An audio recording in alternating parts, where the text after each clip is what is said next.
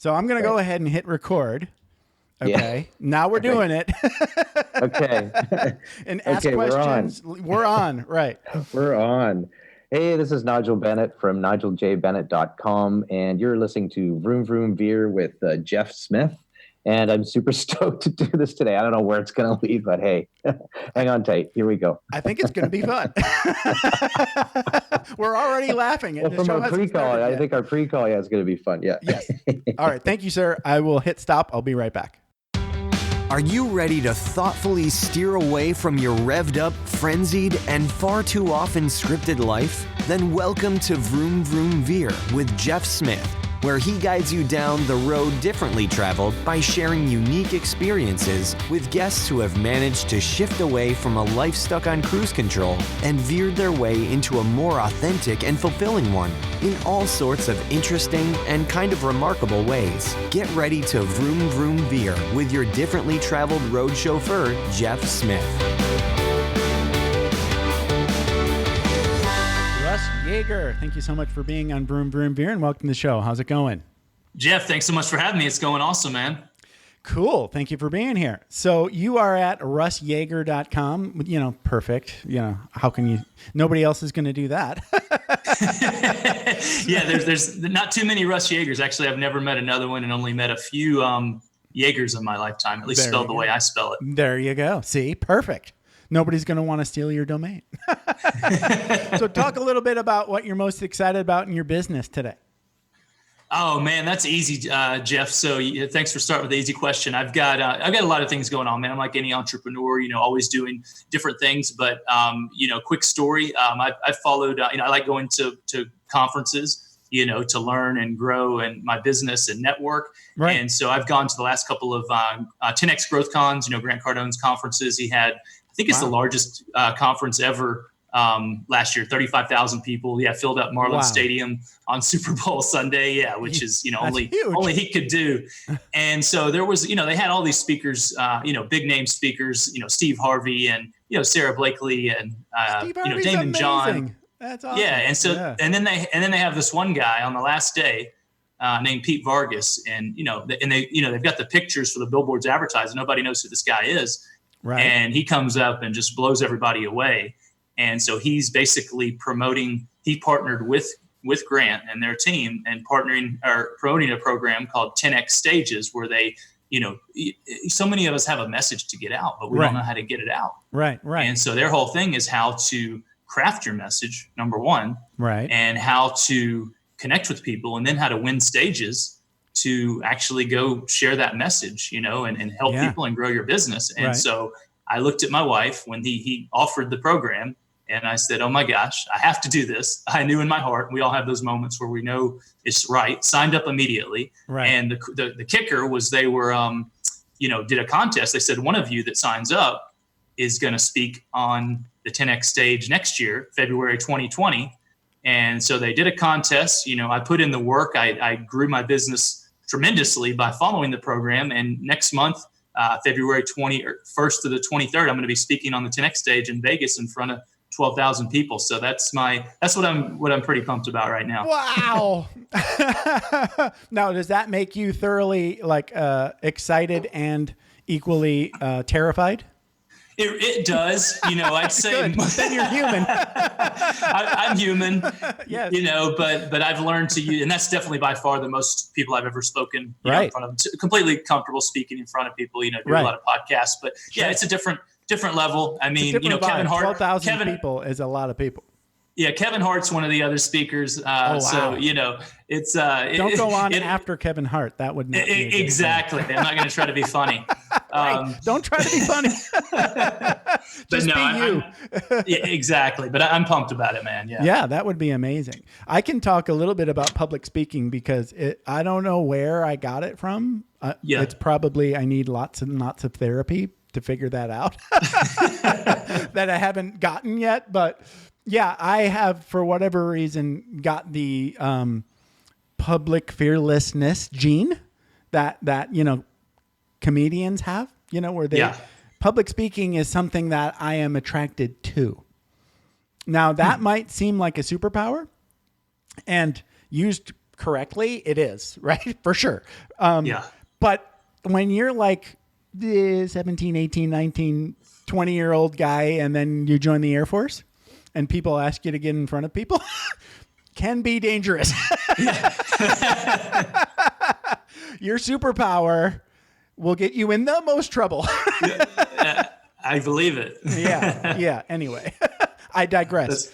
That's awesome, man. Yeah, I've always kind of, not always, actually, I grew up, shy and, actually kind of shy and introverted, and I'm still naturally introverted, but I've, forced myself to become extroverted. But, I've had the opportunity to speak, and people said, man, you're just like, you kind of got it. And I definitely enjoyed. I don't have the fearlessness. I, get the, fear beforehand, but, I do it anyway. And, my wife's like, how can you just get up and like talk off the cuff without even practicing? And I'm like, well, if I'm talking about something I know and love, it's easy. It is. Right. No, you know what? I can tell a story about that briefly before we get into your Vroomy Veery story. Yeah. But like I learned, so I was in the Air Force. I was probably 18 or 19. Okay. Mm-hmm. This is way back in like 88, 89. And I'm in Japan. Okay. And they have a base talent show. Okay. And I competed in MC. So that's just the guy that's master of ceremonies, right? Yep. Basically, you're just introducing the acts and trying to kill time, okay? Yeah. Which I was amazing at. Because there was no rules and I didn't have to write anything and I was just winging it. And basically it was like, 2 to 3 minutes of extemporaneous speech over and over and over again. And then intro and act. I love that. And I could do that any day of the week. You just asked me to get up there and be a goofball in front of a bunch of people. No problem. I love it. Now, if you ask me to do, the other thing that I did was stand up, right? Comedy. Oh yeah. Which is supposed to be pre-written and pre-worked out, prepared material. Yeah. Which I did, and I sucked horribly. And that's when I learned it's two completely different things. Yeah. Standing in front of people and just being an idiot without any preparation, I can do. It's kind of like the improv gene, right? I don't mind. I'm just an idiot, and I'm like, I don't care if I'm embarrassed if people laugh. That's my superpower, right? But writing shit down and then trying to make that funny seemed impossible. I wasn't funny, and I didn't like the writing. And plus they're expecting you to be funny, right? If you're doing public speaking, they're expecting to learn something. If you're funny, that's a plus. But I feel like that's the, comedy stand-up is the ultimate. And that's got to be tough. I think it's this weird. It's like you want the best comedians to me are like Seinfeld and George Carlin. Where it seems like they're just making this shit up off the top of their head. Yep. That they're just sitting there riffing, but they're not. Yeah. That is highly crafted, prepared material that is so memorized. And every little word is just like really intensely scrutinized, Yeah. Yeah. And I don't want to do any of that. Yeah. Anyway, I digress. So let's talk about Russ Yeager growing up. Where did you grow up? Yeah, so I grew up in Birmingham, Alabama. Okay. All right. So Birmingham. Wait a minute. Now, I lived close to Alabama for a while. Where is Birmingham? Where'd you live? I lived in Panama City, Florida. At Tyndall Air Force Base. Yeah, absolutely. That's about 6 hours, south of Birmingham. So Birmingham, Central Alabama. We would drive down to Panama City. That was our summer trip. Right. Oh, yeah. The beach. Oh yeah, beautiful beaches. Oh, gorgeous. Yeah, but I think we did go to Birmingham maybe once. There's something. I know. I don't remember why. I'm joking. I love my home city, but there's not usually a destination. Lot of tourist attractions. I get it. Yeah. I think we went to Mobile to take one of those overnight cruises. Yeah. Oh, nice. Yeah, which was a blast, but I got sick. Oh no. Yeah, well, what are you going to do? It was motion sick, so I don't want to go on a cruise anymore. So, okay, what was it like growing up in Birmingham? It was great. I had two amazing parents, great sister, great friends. So, my dad worked for, phone company, Bell South for 39 years, Wow. Very, very, I would say normal, good, conservative middle class, upbringing, but kind of talking about, we're talking about today with, Vroom Vroom Veer, my first veer came, pretty early. So I was, again, a normal kid. I'm 6'6", I'm a tall guy. I wasn't, the fat kid, right? But I had a big pudge around my stomach. I was chubby, right? And it bothered me. I'd go to the pool and my friends, they would tease me, not in a mean way, but they all seemed to have the flat stomach, the abs, and right. I was jealous. But I didn't. Again, I was a happy kid. But I remember, my dad had a VHS, got one of those, first VHS cameras to come out. Sure, I remember. I don't know how old you are. Yeah. Okay. I had one. All right. Perfect. It was humongous, right? Humongous. Yeah. And we're doing home videos, and he videos me, says, "Russ, introduce yourself." And I was really shy kid. So I was quiet. I said, my name's Russ. I like soccer. I like basketball. I love my dog, Rudy. I had a Basenji, dog named Rudy. And then I paused and looked down and said, "And I'm fat." Aww. And my dad said, "You're not fat." And, they're trying to make me feel better. Then my mom comes in and she goes, "Russ, you're not." So she said 7 words that really, again, changed the trajectory of my life. Really? I believe at that point. She said, "Russ, you're not fat. You're just husky." And I thought, I don't know if she was trying to make me feel better or if she was trying to light a fire. My mom was pretty smart and aggressive. And, either way, it lit a fire. And I said, okay. You know what? I'm going to figure out how to, get this fat off and get healthy. Started running. And how old were you at this point? I was 12. I think I was 12. I was 12 or 13. Wow. I think 12 years old. Yeah. So I was pretty young. And, so I, went through, trying to figure it out. I love to eat. I had a huge appetite. I still love to eat. I actually won a pizza eating contest in my adult life. Not more recent than I'd like to admit, about 6 years ago. Good for you. So I thank you. And so, I still love to eat. I'm not one of those fitness guys that, just loves eating, plain, bland chicken and vegetables and protein shakes all day. But I knew I was going to figure it out. I didn't know how. Right. And, kept searching for answers. And, started getting pretty fit, but like a lot of us, got into the workforce. So I got my undergrad master's in accounting from Auburn University. And I started working for one of the big 6 at the time, accounting firms. I think right. It's big 3 or 4 now. Right. And so, I'm working all the time. I'm, late night business dinners, client sites, partying in my 20s. Right. And found myself at 27 years old, and again, I'm not like out of shape, but I'm working out all the time. I'm like, I don't really look like I should for how much I work out. Okay. You're basically keeping the wolves at bay, right? Yeah, exactly. Yeah, I get it. And I said, you know what? I'm going to figure this out once and for all. And so I got serious about it. And I made a commitment. Again, I'm just like at 12, I made a decision, but this time I actually made a commitment. And I got a coach to help me out. And I entered a contest, one of those 12-week before and after deals, and won the contest. Got in the best shape of my life. Took my body fat percentage from over 22%, to under 5%, and that's when this was my next huge, Vroom Vroom Veer. I'm working for the accounting company. I'm moving up the corporate ladder, making good money, and I said, I was so pumped from that contest. I had people asking me more questions about working out, nutrition than I did accounting, and I knew it was time. Like I was like, what am I doing? Yeah, kind of like I read your story. Like, what am I doing with my life? Like, I don't want to be here, 30 years from now, and I've just been this accountant. Nothing against accounting, we need accountants, but it wasn't for me. Right. And so I quit my job. Basically, yes. Yeah, I quit just like you. I quit my job, and and never looked back, man. That's amazing.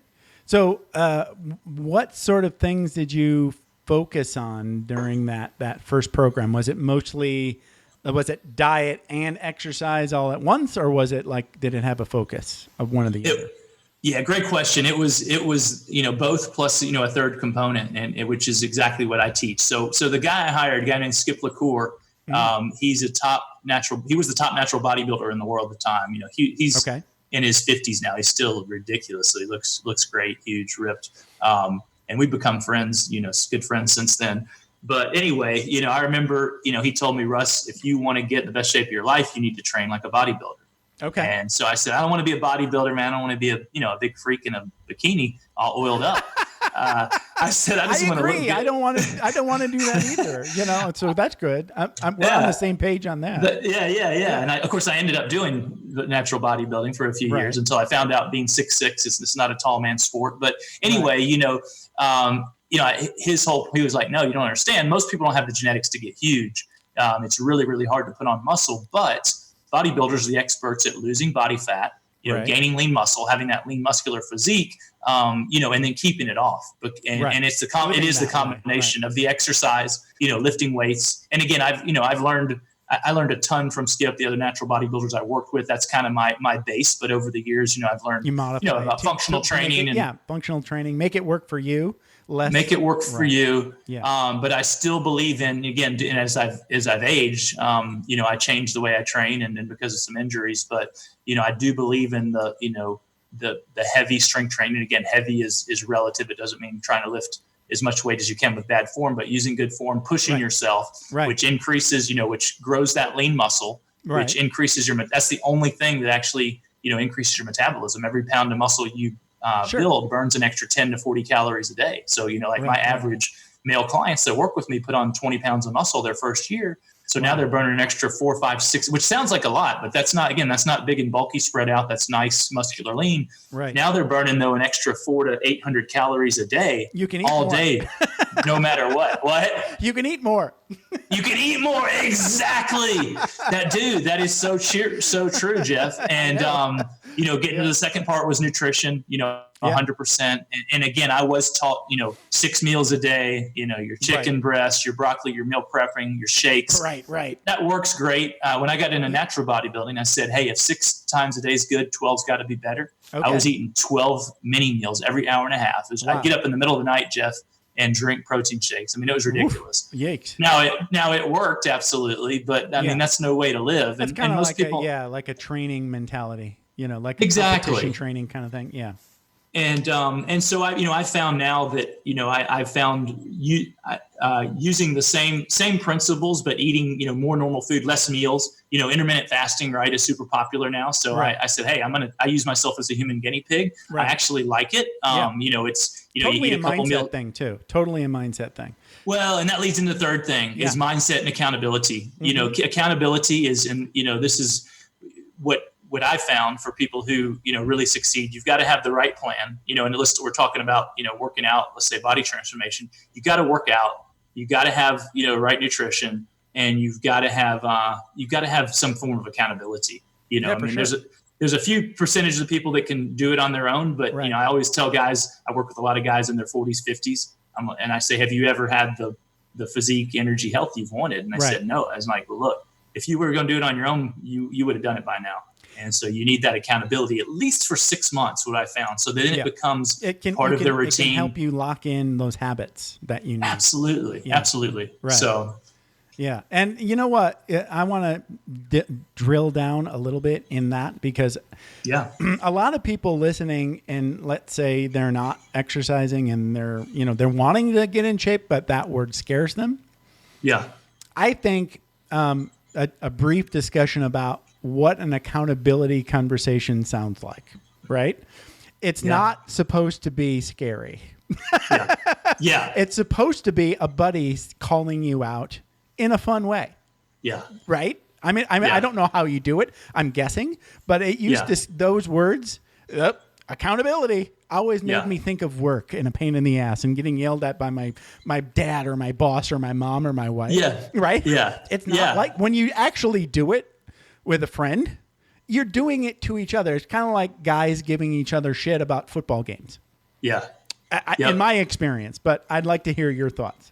Yeah, it's a good question. So I'll tell you my thoughts. I mean, when I first, changed careers, I started doing this, like I just wanted to help everybody. And I still have this in me today. Like I know I can do it. I've helped, transform thousands and thousands of guys' life. And I work with women too. But, being a guy, 45 years old, men in that age group is kind of my specialty. And, what I found, and I wanted to help everybody, and it drove me nuts when people didn't succeed. And, because or they succeeded and then they fell off.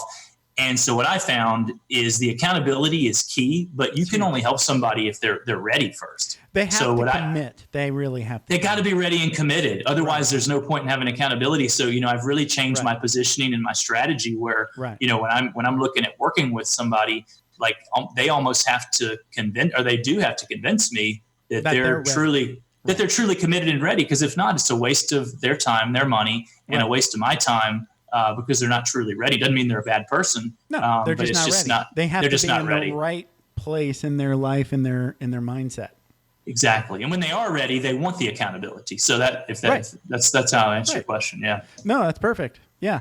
Like when I want to say this because I know it happened to my brother, right? My brother is 3 years older than me, so he's like 53, about to be 54. Yep.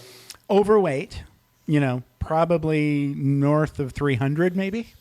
Okay. Very overweight, right? Okay. Mm-hmm. And he had some sort of, maybe something short of a heart attack, but something related to his heart, where he had to go in and, be in the emergency room and then stay there overnight, right? One of those come to Jesus moments in everybody's life, right? Yeah.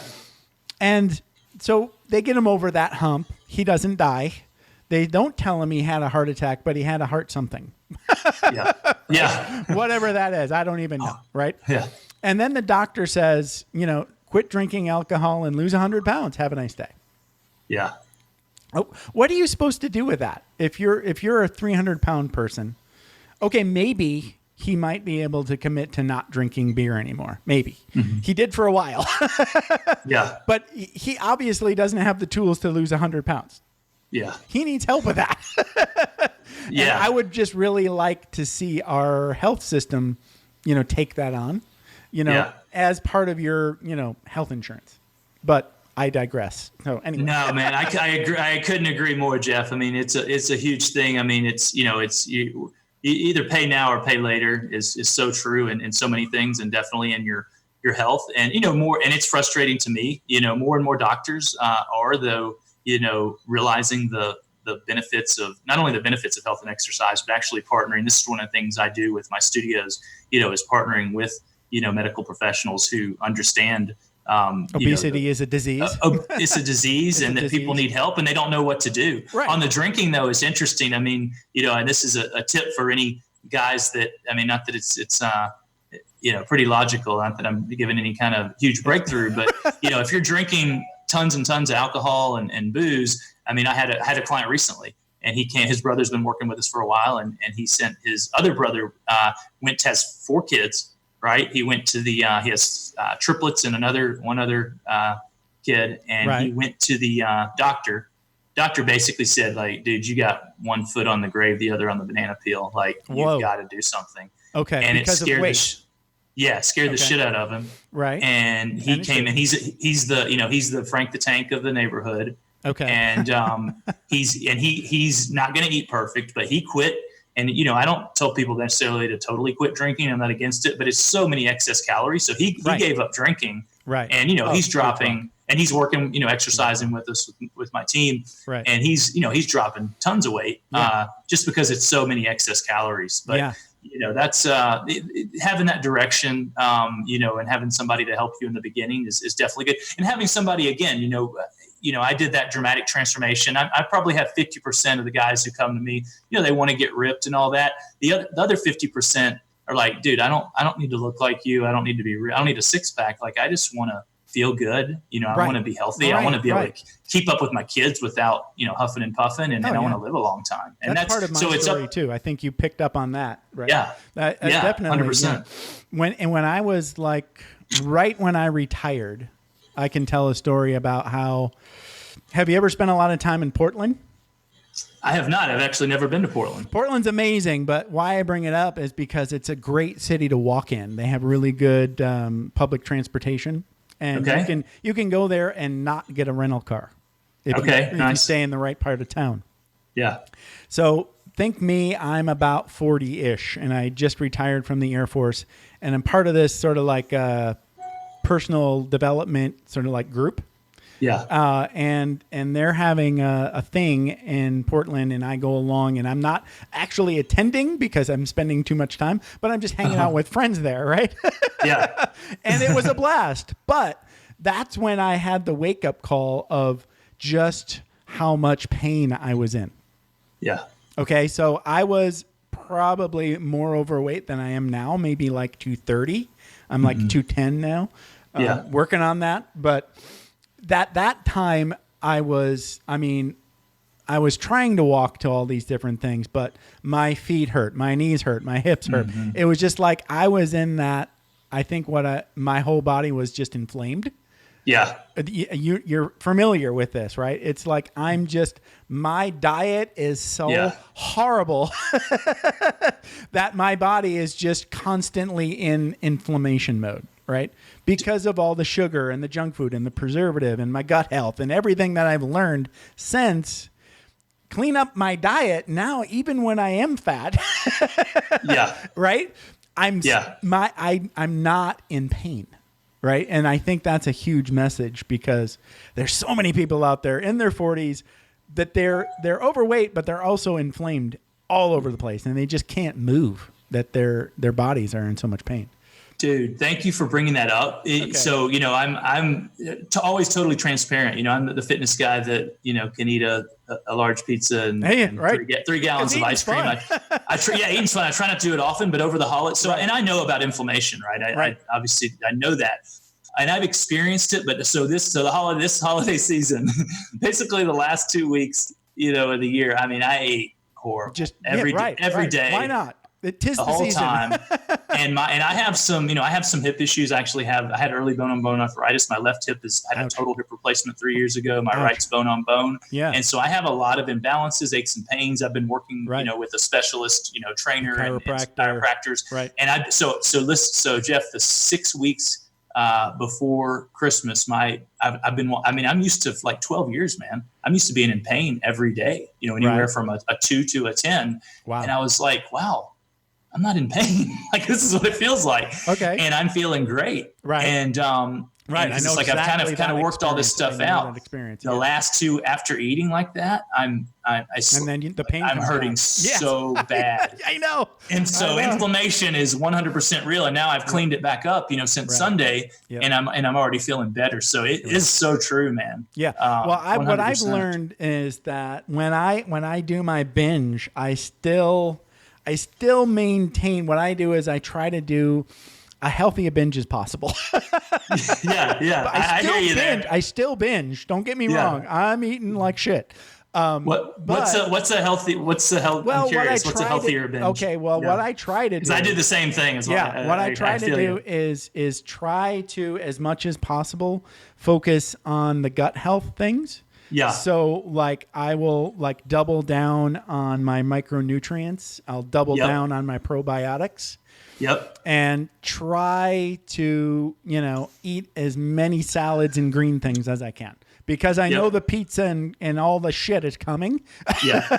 Yeah. It's just trying to keep the balance there. Now, obviously, I'm not going to feel as good as if I wasn't eating the garbage. Yeah. I'm just trying to keep that balance there. You mitigate a little bit of the damage. Right, exactly. Just damage mitigation. That's all I'm doing. Yeah. Right. And one thing I've learned a lot of great things from the bodybuilder mentality, but one of the, I guess it's pro or con. It's probably pro if you do it the way you're supposed to, but you eat clean all week and then you have a cheat meal on something like that. Saturday or Sunday. Well, a cheat meal should be, a couple slices of pizza, maybe some ice cream. It's not gorging yourself, which that's what, but it's that's your only chance for the week. That's what you do. Right. And so but during the week, God forbid, you have, a brownie or a piece of bread or anything like that. And I've really tried to change my approach to where, this is my philosophy, and I've done pretty much everything you can do. I've eaten, like I said, anywhere from, intermittent fasting 1 meal a day to 12 tiny meals a day. I've done low carb, I've done,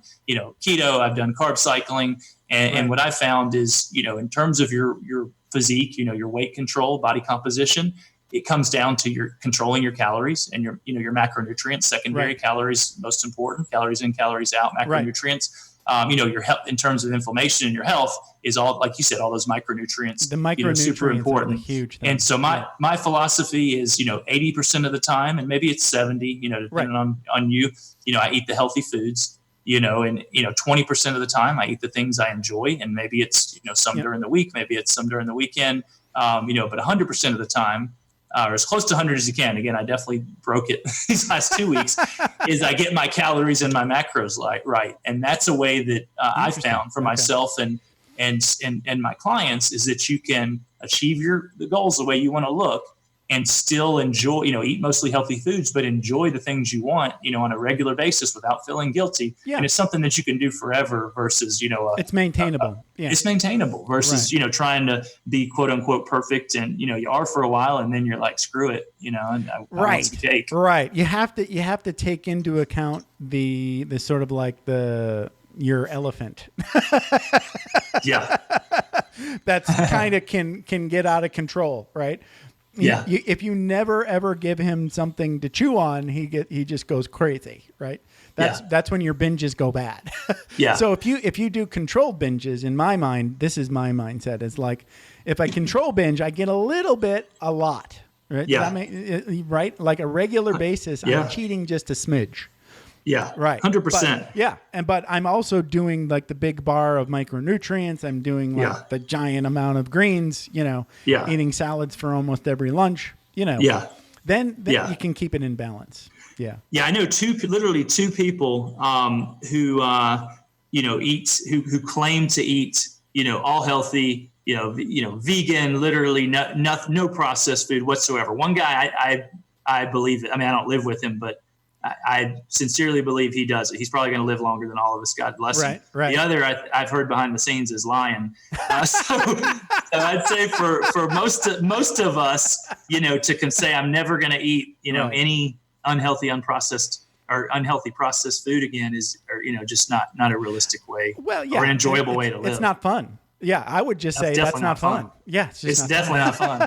But it's also not fun to, again, I did the extreme these last 2 weeks to, feel like shit every day and gorge yourself with sugar and stuff. So, again, it's finding that right balance for you. I feel lucky that when I binge, I would rather have something fatty, something savory. I'm not really all that into sugar. So that's actually, just fortunate for me. Yeah, that serves you well. A lot of people say they have the, like the meat and potatoes or the meat and potatoes or the sugar, right? And or the sweets. And I like both equally as much. So I'm telling you, man, if I didn't work at it, I could be over 300 pounds easy. No joke. Yeah. I know Tim Ferriss says on cheat days he's all about like bear claws and eclairs and all. I'm like, I don't need it.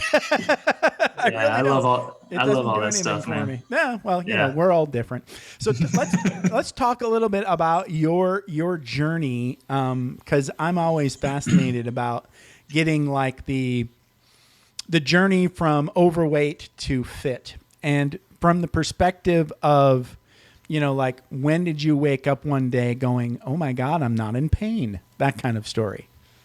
Yeah, I mean, it was, in terms of the pain, again, I never really had a lot of pain until I was in my early 30s. And that's when my hip was hurt and found out I was early bone-on-bone arthritis. The way the way it was described to me, was, of course, the chiropractor who found it and the doctors said, like, did you have an injury when you were a kid? And, nothing bad I could remember. But basically it was, the best anybody could figure out was my femur bones were too big for my hip sockets, and just wore the cartilage out early. But prior to that, I mean, I didn't have any kind of pain other than, emotional pain of, not being, having that spare tire around my stomach that I, didn't want.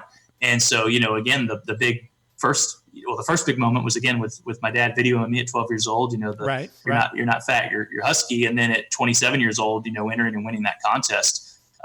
So, in terms of, getting, like I said, and then since my early 30s, when I was diagnosed with the bone-on-bone, I mean, I tried the chiropractic, I tried every natural thing I could figure. I did prolotherapy, PRP. I mean, I spent tens of thousands of dollars on everything natural. And I remember at 35, I went to a hip surgeon, and, he said, I can clean you out, but, a replacement's the only thing that's going to, fix bone on bone. Sometimes surgery is the only thing that's really gonna fix the thing. Now that doesn't mean that you can't do therapy around that, but sometimes surgery is the only thing that's gonna do it. Yeah, and so he said you're too young though, so I put it off another 8 years, and I just sucked it up, man. I mean, I was I ran, I squatted, I did every jump, I did everything, but it just hurt. And like I said, I had finally had the surgery 3 years ago. So I guess I put it off 6 years. I'm 45 now. I had it at 42. Yes. Put it off 7 years. And my hip replacement experience was not great, to say the least. Right. The recovery is really hard. Yeah. Well, mine was not good. I mean, I can tell you the details if you'd like to hear. Yeah. So I finally got to the point where, okay, I've tried everything. Like this is just what I'm going to do. And so, I researched surgeons. I'm like, I'm this fitness guy. Like I need to be able to still work out. And I was really worried about it. And so, I talked to, different people. I talked to and I found a surgeon I liked, talked to my buddy who actually had both of his hips done by this doctor. And he said, dude, greatest thing that I've ever done. Like, I can do everything now, it's amazing. And I talked to a lot of people that said that hips are easy, knees are hard, greatest thing I ever did. Okay. And so I have my surgery, everything goes well. And, 7 days, and I remember, he mentioned, and it was, after 7 days after surgery, he had mentioned that, dislocation was a possibility, but, I had the anterior approach, which is extremely unlikely. And he just said, don't do any crazy yoga poses. So 7 days after surgery, I'm cooking protein pancakes in the kitchen, of course, right? And I drop a little bit on the ground. Okay. I mean, I could have thinking in my mind, well, I can wait, get my wife to clean it when she gets home. I'm like, no, I'll just do it. And so I try to get in a good, wide stance, to secure myself and go down and wipe it. Looking back, I know the physiology of the body. I basically I can't show you, obviously, but I put myself in the worst possible position I could, and my hip dislocated. Oh, and I knew it was happening, but I couldn't believe it, and I was in shock. Yeah, and the pain was unbearable. Unbearable. Right. They had to send the paramedics out. They're pumping me full of, not morphine, but whatever pain meds they give you. And I remember I was still like a 12 out of 10 pain. I'm like, look, I'm a big dude. You got to give me more, drugs. And finally get into the emergency room. I'm there for 5 hours before they do anything. And they had to x-ray my hip to make sure it was dislocated. I'm like, guys, I'm pretty sure it's out there. And so then they finally say, okay, I figured they have to do surgery to put it back in. Uh-huh. They're like, no, we reload it. And so basically you think of like a shotgun. They pull your leg out and pop it back in. Oh, my God. I think you're going to put me to sleep, right? And they're like, well, we'll give you something so you don't feel it. They give me laughing gas, Jeff. And they're like, that's as much as we can give you. I'm like, I'm wide awake, guys. Like, I mean, and they're like, just try to relax. And they just try. I'm to serious. Relax. And I close my eyes. That's so. And they. Oh my God. And wow. Oh yeah. And so I trust in the doctors. They try to do it, and I let out. Probably I think the whole hospital heard me. My wife comes in screaming. You guys got to do something different. So they give me some, better drugs, knocks me out. Long story short, gets the hip back in. And for, it was traumatic, dude. I mean, I'm a huge into personal development, mental toughness, positivity and overcoming anything. But, this is just 3 years ago. I was scared I was, never going to be the same. I started, Googling, doing the worst thing you do, Googling hip dislocation, and of course it's a contest. Well, mine came out 3 times. Mine's come out 10 times, and I think I'm going to be this gimp for the rest of my life. I have 3 young kids. I'm this fitness guy. And I was terrified to walk like this. Like, who am I going to be if my leg doesn't come back? It's like an identity crisis. Yes, it is. And it's the first time I could relate to, post-traumatic stress. I was having nightmares about it coming out. I was scared to move. And, it's fine now. It's 3 years later. It hasn't come out. I was back in the gym, 5 weeks later doing upper body. So that's a lesson. I had the same week that I met it. I was kind of this was actually really recently. Thanksgiving, day before Thanksgiving, walking in our neighborhood, and my right hip, which is the one that hasn't had surgery, it's bone on bone, is hurting. I'm kind of, God, it's hurting me. And my kids and my wife are down the street, and they're talking to this guy, and he didn't live in our neighborhood, but he's friends with them, and he had 2 fake legs, And of course, my son, 3-year-old, goes up and grabs it. What are these? And he's like, those are my robot legs. And he's super cool about it. And then this guy, he's got a great. I mean, he was thrown out of a truck, lost his legs, took him over a year to recover. But then he ended up being the only person. He ran the Ironman in Kona, triathlon, or not ran, swam, and bikes. Right. And he's done 3 of them. The with only prosthetic legs. Only person ever done 3 of them, and got this huge story, publicity, and helped raise a lot of money for war veterans. It was really awesome. And so anyway, that same week, I had a guy tell me he wasn't going to start his fitness program yet because his toe was sprained, and so it just made me realize, like, it's what's going to happen. Stuff happens, some good, some bad. Right. It's like we can't control everything, but it's what you're going to do with it. Right. That makes a difference. And for sure. And I know I got off a little bit. I think your original question was about being out of pain, but it's been a long road for me. That's a perfect answer. There are no wrong answers on Vroom Vroom Veer. Yeah, man. And I'm still working at it. I mean, my left hip is, like I said,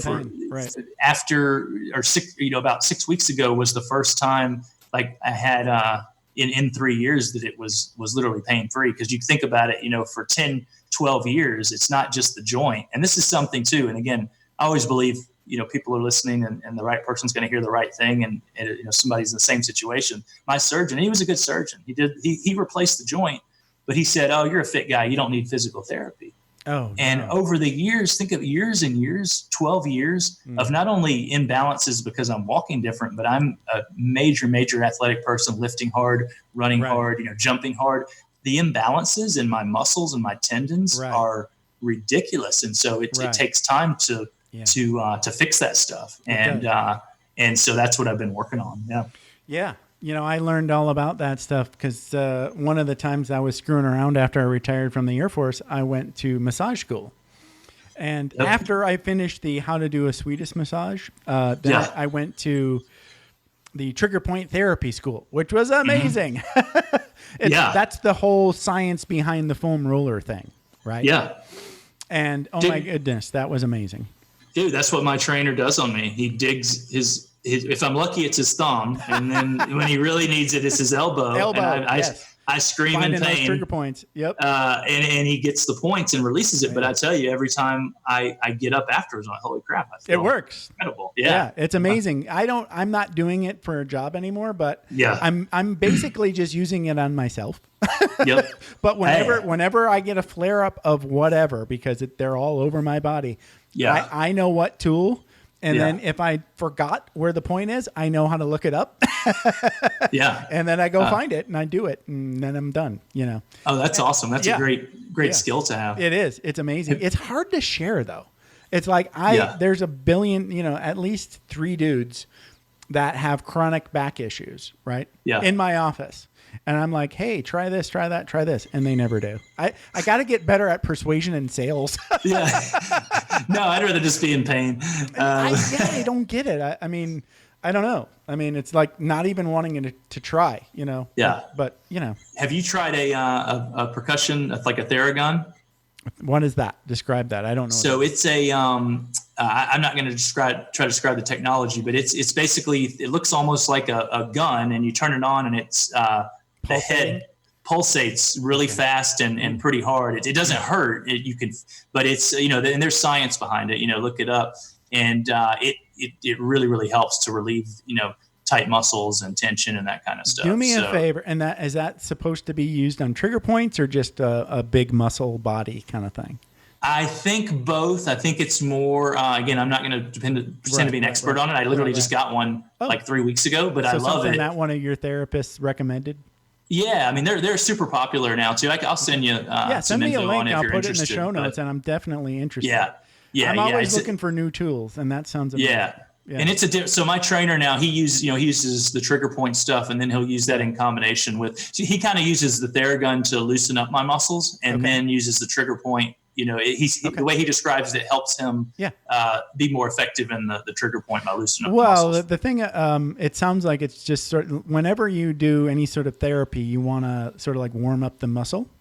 Yeah. So they're always recommending a little bit of just sports massage where you're just basically squeezing, rubbing. It's probably just that gun is going to do a faster version of warm up the muscle. Yeah. Which is great. And then you don't have to exert any muscle, because that takes, if you do that all day as a therapist, you're wearing yourself out. Yeah. And if you got a gun, hey. Yeah, they're cool. I mean, there's different brands. Theragun's the one we have. It seems to be the most popular, but yeah, they're I'm gonna have great. to check that out. That's awesome. Yeah. Cool. I think more and more people are learning that, the muscle is the orphan organ. It doesn't have a doctor. It doesn't have a department in the government, Yeah, exactly. But it's where all the pain is. Yes. Yeah, I know. So true, man. I know. Yeah. That's been my life for the last 10 years. Yeah. So Russ, as we wrap up, this has been amazing. So thank you. But talk a little bit about how people can best get in touch with Russ Yeager. Yeah, definitely. So if you're in Atlanta, I have 2 personal training studios here. You can come visit us. We're in Dunwoody and Johns Creek, called Fitness Together. We actually just did a complete remodel on my Dunwoody studio. It's beautiful. And so come in. So you can come in, say hello, tell me you heard me on Vroom Vroom Veer with Jeff, and that would be awesome. If you're not in Atlanta, you can go to actually set up a special landing page for your listeners. Oh, so perfect. It's russyeager.com/VVV. So just my name, RUSSYEAGER. See, they know me. VVV. That's awesome. .com/VVV. Yeah, and I've got some gifts. Yes. Yeah, I've got some resources on there they can get as well. So perfect. I'm gonna make sure I put that custom URL with VVV in the show notes. So hey, this has been a blast for us. I appreciate you hanging out with me for about an hour. It's been a blast for me, Jeff. Thank you so much, brother. All right. Hey, have a good one. Talk to you later. Yeah, you too. All right, man. Bye. Thanks for taking the time to ride along with us on another episode of Vroom Vroom Veer. For podcast info and show notes, be sure to head over to vvveer.com. That's VVER.com. Man, that's fun to say. And we'll catch up with you next time here on Vroom Vroom Veer.